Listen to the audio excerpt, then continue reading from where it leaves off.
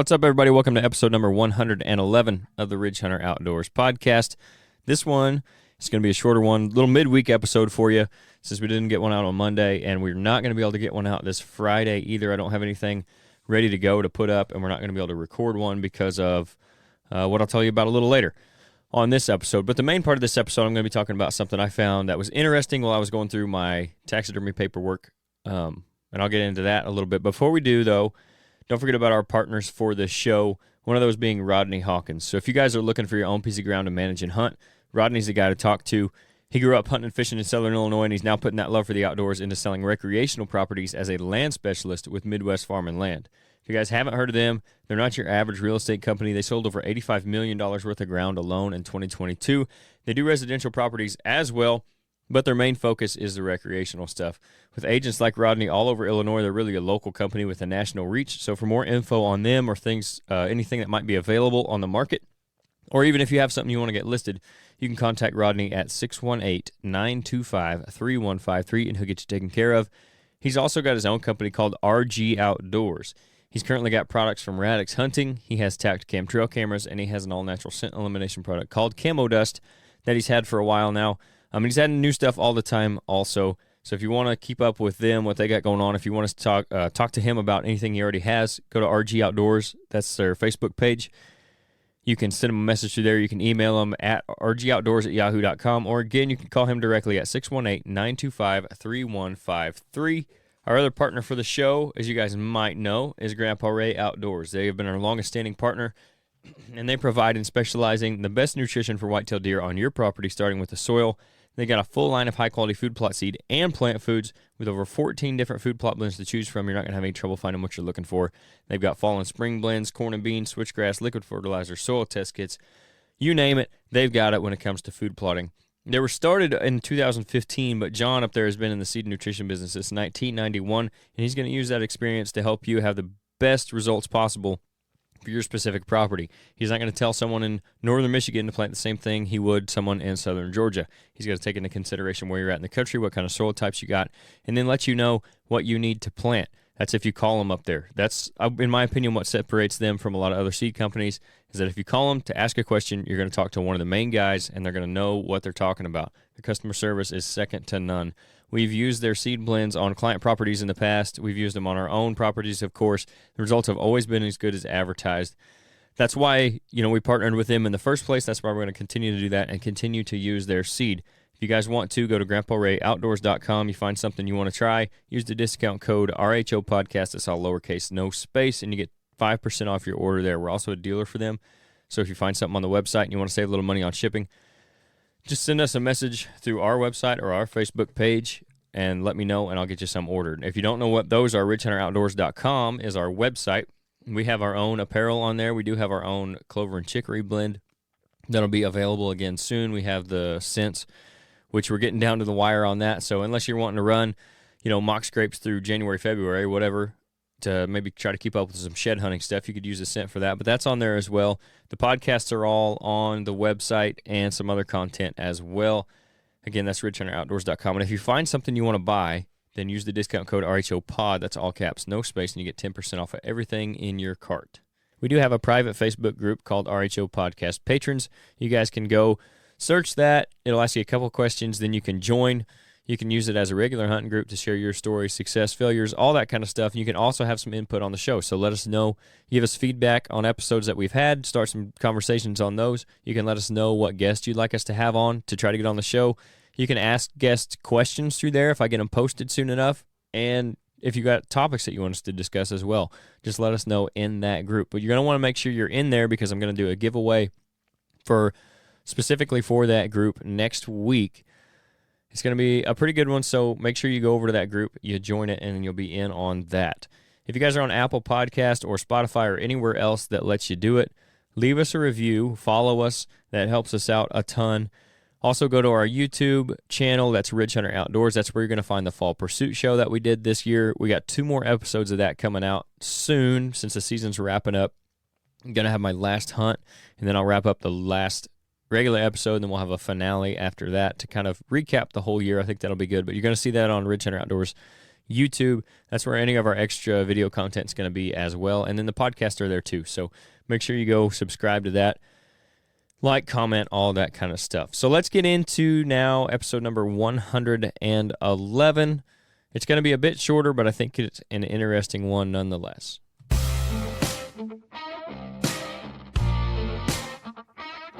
This is the Ridge Hunter Outdoors podcast.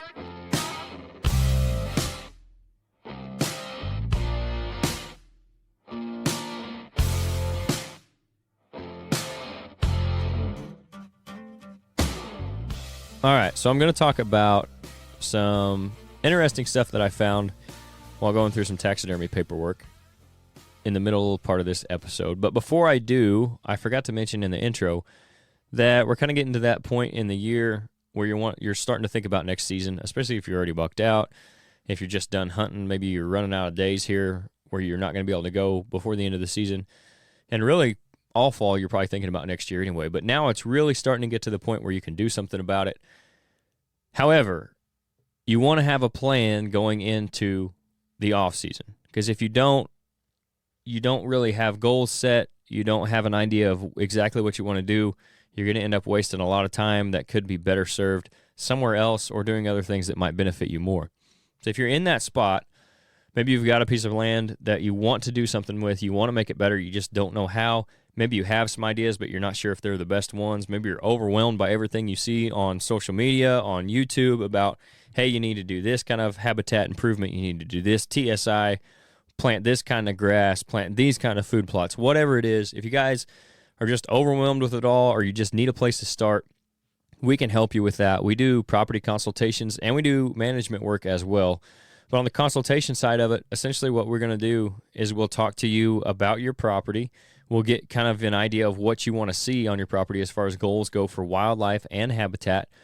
And then we'll come walk the property with you. We'll come see it firsthand, and then we can talk to you a little bit more about what you got going on, what you're capable of getting done, as far as resources go, and what you would like to get done. Again, once we do that, we'll come back, we'll make a whole management plan for your property. And again, that's wildlife and habitat. A lot of times those are kind of separated. People think, well, habitat management, and then they forget about the wildlife aspect of it. You can have great habitat, but it still not be great for necessarily deer in your area, especially if that's your goal, is to have more deer or bigger deer or whatever. So we're going to help you with both aspects of that. We're going to combine the two. That way they work hand in hand and give you a plan for the off season, for off seasons to come. We'll give you an idea of how it's going to be best to hunt that property, because that's the thing that guys have trouble with too a lot, is you get a piece of property, you're excited about it, you just don't really know how you want to hunt it. And maybe you hunted it this year and you messed some things up and you thought it was going to be good, but it wasn't. That's something we'll help you out with as well, is how to hunt the property. But that's going to be, you can find that on our website, ridgehunteroutdoors.com. Just send us a message through there. There's a consulting and management tab. You can read kind of more about what we do. On the management side of it, basically we put in food plots for you. We can do a little bit of hinge cutting, switchgrass, that kind of stuff, spraying, tillage work. If you guys don't have the equipment or the time, or maybe just maybe you just don't have the knowledge base where you want to really dive into it, we can help you out with that as well. But I wanted to mention that since we're getting close to that time of year, and I'm going to try to kind of, keep reminding you guys about that, just in case you are in a situation where you need some help with something. We can definitely help you out with that. So now for what I wanted to talk about on this episode, and if you haven't figured it out already, it's just me today. Again, this is kind of an odd episode midweek. We're not going to do the Friday episode. We didn't have one come out Monday. Schedules didn't align this week. So I was going through taxidermy paperwork the other day, and if you guys don't know, I do taxidermy. One of the videos on our YouTube channel, one of the best ones we've done, I was doing an elk last year. I just did a short on it. But so some of you guys do, quite a few guys do know that we do taxidermy. But for those of you who don't, that's what I do throughout the summer. Along with the management stuff, the consulting stuff, that helps pay the bills. I do exclusively whitetails at this point, except for the occasional elk. But part of that is I have to have paperwork for all the deer heads that I do. And on that paperwork, this is the state-required stuff. IDNR requires this. And part of that paperwork is I have to have wrote down what date the deer was taken.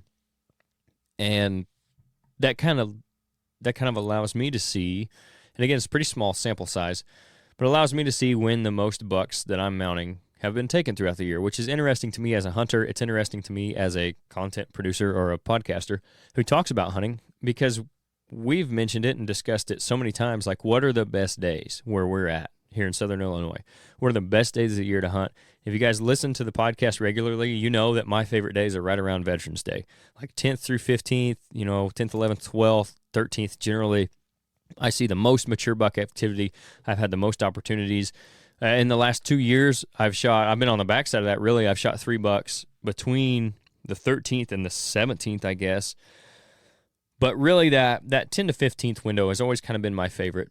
And a lot of guys, it's the beginning part of November, which is also really good. And something that we always talk about with this is the unpredictable factor that is the weather. So if you get a cold front basically anywhere between November 1st and 20th, that's probably going to be your best couple days. However, year over year, if you can't plan your vacation like 2 days out, if you have to do it 2 weeks ahead, 2 months ahead, maybe a year ahead, what days would you want to be hunting if you're hunting Illinois, specifically the southern part of the state? And this ties back into the taxidermy thing, because, again, I can see what dates these deer have been taken. And when we're talking about deer that we're doing taxidermy on, generally it's not the smaller, immature bucks. Now, that does happen. Some people, maybe it's their first deer, maybe it's a special deer to them, or maybe they just really like the deer, they like the looks of it, they want to get it mounted. Whatever it is, that's great. But as a general rule of thumb, most of the deer that people pay the kind of money to get mounted are bigger deer, right? The more mature bucks, they're higher scoring deer, whatever it is. So that's kind of sets the kind of deer we're looking at, I guess. Can't think of the word. That's something that happens to me a lot when I'm doing these podcasts by myself. I will sit down and listen to a podcast with somebody talking, and they'll be trying to think of a word, and I can think of it like that, and I'm like screaming at my phone, dummy, this is the word you're trying to think of. And then it happens to me when I sit down and do these by myself. So I apologize for that. But anyway, we're talking about more mature bucks here. And what I found was basically what we talked about. Now, this does exclude firearm season, because every year the majority of deer I get for taxidermy are going to be from firearm season, and there's 2 pretty obvious reasons for that. Number one is firearms are way more efficient weapons than bows. That's just the way it is. It's a lot easier to kill a deer with a 12 gauge or a 350 Legend or whatever you're hunting with than it is with a compound bow, or even a crossbow for that matter. The other factor is there's a lot more people hunting in those 3 days of the first season and the 4 days of the second season. It's just a numbers game at that point. There's more people hunting, so more bucks are going to die. Therefore, I'm going to have more deer come in during that time span. So I've excluded both firearm seasons. And again, that's first season and second season. So I had an episode a while back on, pushing the firearm season back to December, and people lost their minds because they thought they can't kill bucks in December. I get the same amount of taxidermy bucks really close the second weekend as I do the first weekend, pretty much year over year. And the reason it's a little bit swayed towards the first weekend is because there are more people hunting the first weekend, whereas let's say that season was pushed back, and now what's now the second weekend becomes the opening weekend, there would be more deer that weekend. So, I have kind of some data to back up that as well, but that's besides the point. That's a whole different episode. All that to say, I've excluded firearm season. So this is just bow bucks in general. And what I found was that 10th through 15th window, I had 11 total bucks come in for me to do taxidermy on, and that was 31% of the total bow bucks. So 31% of all the deer, bow kill deer, from October 1st till now have come in that 10th through 15th window. And a little more breakdown of that, I got 3 that were taken on the 10th, 2 on the 12th, 2 on the 13th, 1 on the 14th, and 3 on the 15th. And I actually think it was 2 or 3 on the 16th as well. So even if you wanted to expand that by a day and bump it up to the 16th, that's 14 bucks between the 10th and 16th. So basically the week before gun season, which is, again, that's what we talk about a lot as far as those dates go, that week being really good. And that's why it just kind of backs up, I guess, what I've seen personally hunting is that generally tends to be the best week for mature buck activity and opportunities at mature buck. And I shot my deer, the one we didn't find this year, on the 15th. Nate missed the 6x5 that he ended up killing with a gun. He missed him on the 16th. So again, right there in that window, that's 2 more bucks that could have been right there in that window as well. Now, obviously, there are deer killed in the beginning of November, too. I believe the 1st through the 4th would have been the next closest if you take out the 16th. If you take out the 16th is really only one day because gun season was the 17th this year. So if you throw the 16th in this window, then definitely like the 1st through the 4th, 1st through the 5th would have been the second highest, but it wasn't close to $11. And obviously, again, small sample size, but I think you're going to see this if you could get into the DNR's database and check how many bucks were killed on what days, and, you know, mature bucks at that. Like, you go by points or their eye to nose to eye measurements, which isn't always a true indicator. But like if you can figure that kind of stuff out, I think you would see that, you know, even if you go a couple days one way or the other, I think you could safely say 8th through the 17th is going to be the most mature bucks killed. And part of that is more guys are getting out there hunting too. Maybe they're taking vacation days, running them into gun season a lot of times. So that does play a role in it. But I think it speaks as much to that as it does to the deer activity that's happened down here. If you listen to a lot of guys in the industry, they're generally going to be Northern Illinois, Northern Missouri, Iowa. Like, there's a lot of guys in the industry, big names that are from that area, and there's a reason for that. There's a lot of really nice deer up there because they got a lot of really nice habitat. Iowa specifically has a great program with their DNR. They know what they're doing up there, unlike Illinois. But nonetheless, most of the guys you're hearing from are coming from that area, even Wisconsin, Minnesota, up in there. And you hear a lot of times that the 1st through the 7th, or, you know, like the 5th through the 9th, those kind of days are their favorite days. And I think that makes sense because I believe the further south you go, it's going to push that back a couple days here or there, maybe 3 days. Once you go from, let's say, you know, the middle of Iowa all the way to southern Illinois, I think that activity window is going to be just a little bit later down here than it is up there. And I think these numbers speak to that. I also think if you look at peak rut, which the research shows that it's always somewhere around the 15th of November when the most does are in estrus, I think that's probably pushed back closer to when our first gun season opens here in southern Illinois where we're at. I think peak estrus for us is probably around the 17th through the 20th every year. Now, give or take on a specific year, it might be a little bit different, but that's one reason I think I had given for, you know, that potential move to the gun season is just letting the peak estrus, letting those deer breed during that time instead of running them all over the place. But again, whole different episode, so I won't get into that.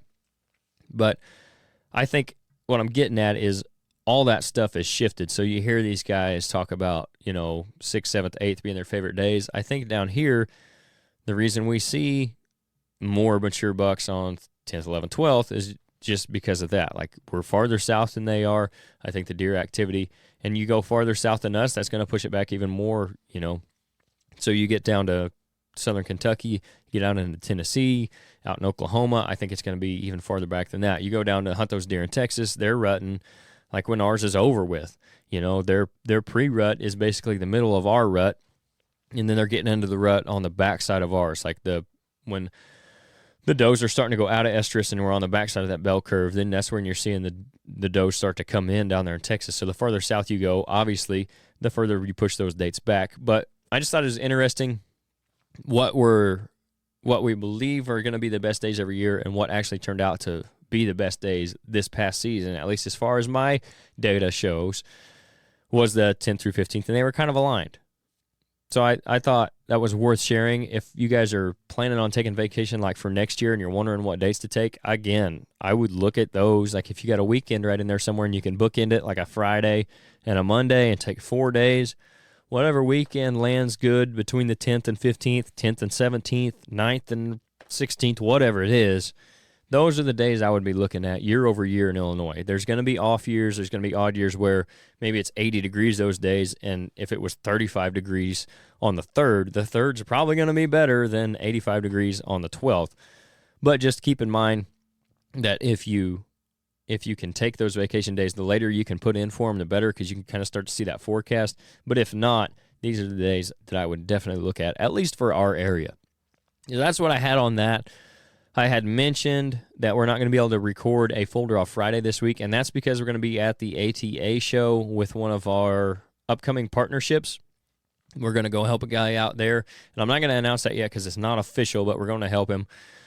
We'll work out the details for for the partnership soon. I had mentioned sometime last year that we had some new ones coming up.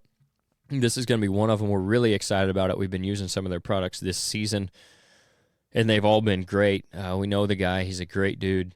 So we're looking forward to that partnership. But we're going to be at the ATA show coming up, helping him out. So it's going to be a really good experience. I think it'll be a lot of fun. Me and Nate are going to be there. I'm going to be there all 3 days. Nate's going to be there a couple of days. Blake's going to come in on Saturday and help us out.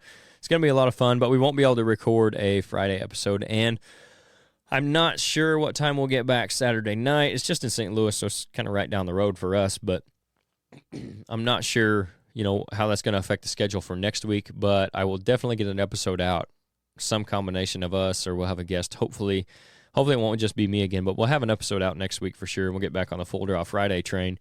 And then hopefully we can get a Waterfowl Wednesday out too. We did a couple of those, and then we've kind of been off that wagon as well. But I want to get more of those out for you guys, get with Tyler and get some of those recorded, and maybe get one for next week. If not, then the week after. But that's what we got going on for the end of the week. That's why there won't be a Friday episode. And then if next week's schedule is screwed up too, that's probably why. And the weather's going to affect that too. So I don't know. We were supposed to get some snow, and then took it out, and they were giving it back. So if that affects travel and all that, that could change things as well. Another announcement, we're going to be at the Iowa Deer Classic. I had mentioned that before, but our booth is going to be A020, and that's going to be in like the secondary hall. For the life of me, I cannot remember which hall that is. I think it might be Exhibit Hall A, which is maybe why it's A020, and the other one is B, but basically the main hall, where the bigger room, we're going to be the one off to the side by the escalators. We'll be over there by like the bow shoots and stuff, which is where we ended up last year, and I thought it was a really good location. We got to see and talk to a lot of you guys, which was awesome, and we're looking forward to doing that again this year. So make sure if you guys are coming to that, stop by and talk to us. And again, I will keep you guys updated on that. I'll mention that a couple more times before we get there. That's going to be like March 1st through the 3rd, I believe. We're going to be up there in Iowa. Again, booth number A020. We're going to be on a corner booth, so we're looking forward to that. That's going to be a lot of fun. It always is. It's a great show, and we're looking forward to meeting more people. We got to meet some people last year that listened to the show. That's always really cool, and we always appreciate you guys stopping by at any of the shows we're at. I did mention it a little earlier when I was talking about our YouTube channel. We're going to have some video coming up. I know I've talked about it in the past, wanting to do video on the podcast, and we were pretty close a couple times, so I just never got it done. We have the cameras now that are good enough to do it with, I believe. We've just been using them for hunting, so as soon as the season wraps up, I'm going to try to get the studio set to where I can get those cameras in here rolling. And then I'll have a little bit more time for editing that because I won't be doing the Fall Pursuit show. So we'll hopefully have video on the YouTube channel for these podcasts coming up very soon, maybe within the next couple months. So keep an eye out for that too. I did mention also that the final 2 episodes of Fall Pursuit are coming. I'm going to hunt hopefully Sunday evening, the last day of the season. Give it one more try. Again, since we're going to be gone all weekend, I'm not going to be able to hunt the rest of this week.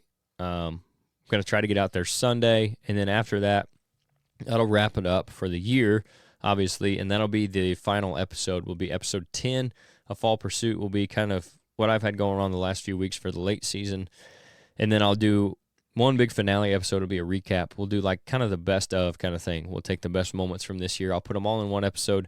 If I can, I'm going to try to get the guys in here to talk about, the deer they killed or whatever, or, that recap. I'll get them in here to talk about the parts where they're on it. But if the logistics of that don't work out, they don't work out. So that'll be the final episode. But we'll have 11 out for the season, I guess. Also, for this upcoming year, if you guys want to be more involved, we would love that. If you guys want to let us know like what you want on the show this year, please do. Whether it's in that Facebook group, the RHO Podcast Patrons, whether you just send us a message through Facebook or Instagram or our website, whatever it is, leave a comment if you're on YouTube. What do you guys want to hear us talk about? Like what direction would you like to see the show go as far as the regular Monday episodes? Give us some guests you'd like to have on. Like, I'm not opposed to asking anybody if they want to come on the show. The worst they can say is no. So if you guys have somebody you'd be interested in listening to on the podcast, let us know. Maybe there's someone you've heard on a different episode, different podcast that you're really interested in. You want to hear more from them. Feel free to let us know. And like topics you want us to discuss, anything like that. Just let us know what you want to hear, and we'll try to get it worked in at some point. But that's going to wrap it up for this week. I appreciate you guys tuning in. Like I said, a little bit shorter episode. We're going to be out for the rest of the week, and then we'll have another episode coming out sometime next week. Hopefully we'll have Nate or Blake or both of them. Maybe we'll get Jeff in here, Dad. Somebody will be on next week. If I can get a guest, I'll get them on. But tune in for that. I appreciate you guys tuning in again this week, and we will see you on the next one.